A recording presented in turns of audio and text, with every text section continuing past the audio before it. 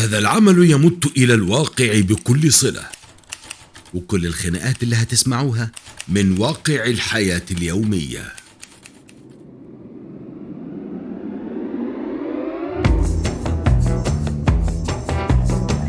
شايف الرجالة بتعمل ايه؟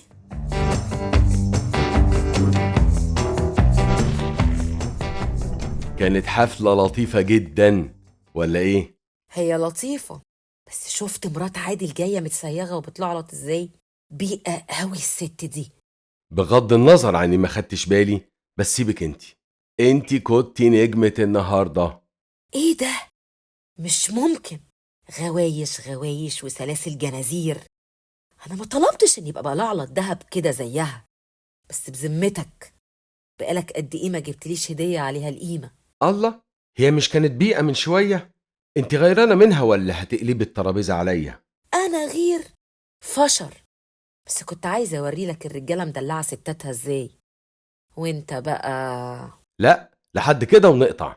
خلينا في حالنا وسيب الناس في حالها، وعلشان خاطر ربنا ما تقلبيش الليلة غم، وإلا والله ما هكررها واخدك معايا تاني.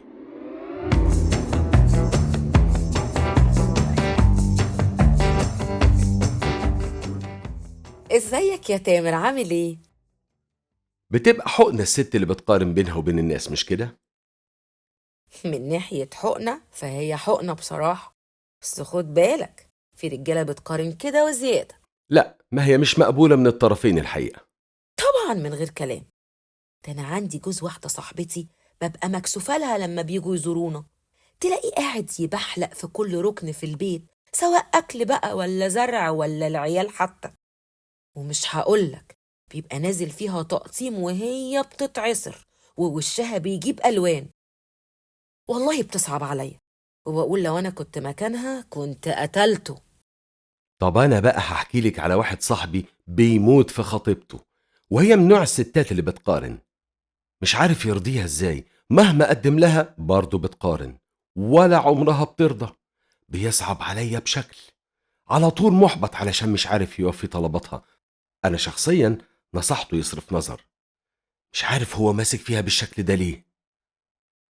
بتهيألي العلاقات اللي من النوع ده لازم يكون فيها وقفة حاسمة قدام الأسلوب السخيف ده، لأن تجاوبه معاها ومع طلباتها ومحاولته الدايمة لإرضائها بتزود حالتها سوء.